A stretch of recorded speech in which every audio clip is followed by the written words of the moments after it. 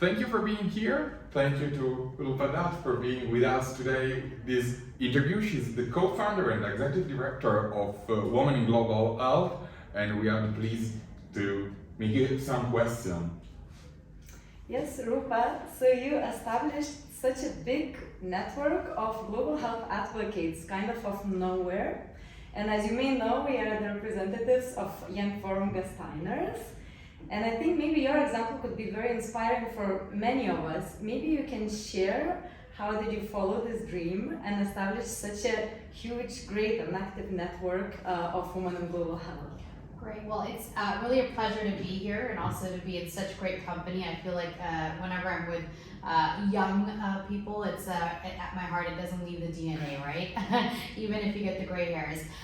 So as you asked me that question, I should share that I also was very active as a youth leader and led one of the largest student networks in health, and so it was already the experience at a young age to be a youth leader, and that I knew that I had the ability. So I think the fact you guys are here and there is the Young Gasteiners program, that's great, and particularly for women in global health.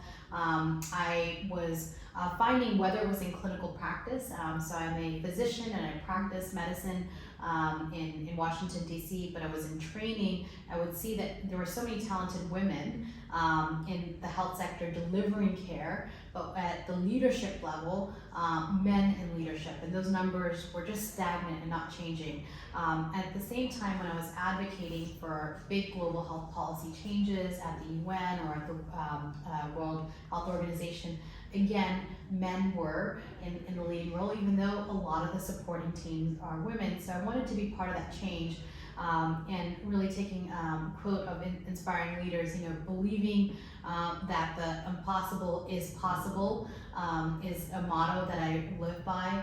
And so I wanted to be a part of that transformation, and really to get anything done successfully, it's really important to work in a group and have a committed team, and I believe in the power of teams and networks.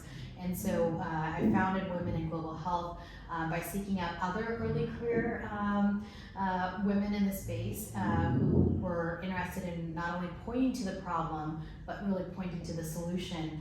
And so we connected on formerly known as Twitter, X, and had some online calls.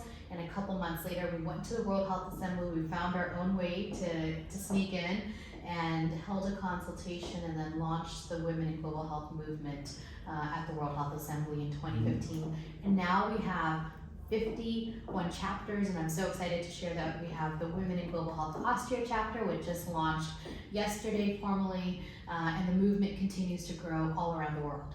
That's impressive, and I think that gender equality should be a priority for all professionals, especially healthcare professionals.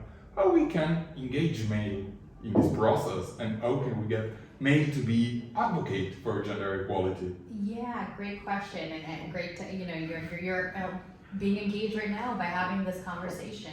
I'm going to say a few things on this topic because it's a really important one. The first thing is really recognizing that gender equality benefits everyone, and too often gender equality conversations take place between women to women, but reality is that when we have gender equality, men benefit, families benefit, and that's a key part of it. And particularly what men can do is acknowledge that they can be allies and they have power. And it feels really hard when you're a young person. You're like, I'm still the intern, or I'm still the junior. I'm not the head of it. But even amongst men and women at every age group, there is power that men have. So making sure your female colleagues are acknowledged, practicing allyship. If you're getting a promotion, looking to make sure, how can you also make sure that the woman colleague gets promoted, or if you're getting acknowledged for a great idea, making sure your woman colleague. So there's ways of practicing allyship that really must be done right in the beginning. And I'd say the final policy, which is really critical, is advocating for paternity leave. So men and women all are starting to be viewed as carers. I think our society is full of really wonderful mothers, but also really wonderful fathers and parents. But we only think of women as carers, and therefore women face the motherhood penalty and men face the male bonus because they're never viewed for being a father. But I think everyone will agree that men have a role to be viewed as fathers. So paternity leave is a great equalizer. That's a great point to bring gender equality issue in everyday practice and everyday life. So thank you for this suggestion. They're really useful. So to finish our interview, could you share with us one big priority for women in global health in 2024? It will be a crucial year for global health and for health change in general. Yeah, happy to share that. And I would say that, as you're looking for the social change, remember the first thing is change the narrative, start viewing women as leaders. Second, focus on fixing systems and not women. Too often we say women need training and forcing them to fit into systems. And the third part of it is really work with collective action. And that one is a really critical one. The world is coming together and negotiating the pandemic accord. We must not forget what happened during the pandemic. It's still an active pandemic. We are still losing lives, almost 7 million lives lost at least.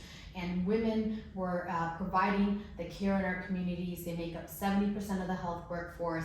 They are facing burnout, violence, and they deserve a new social contract. So as governments are negotiating the pandemic accord, let's make sure there's strong gender equality. We have women's leadership, we have a new social contract for women health workers, and we particularly make sure that our health systems are gender responsive to meet the needs of all of our communities.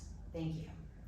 Thank you for this inspiring talk and interview. Thank you for being with us. It was a pleasure, and I hope to see you soon. Yes, and please stay in touch. Thank you. Definitely. Thank you.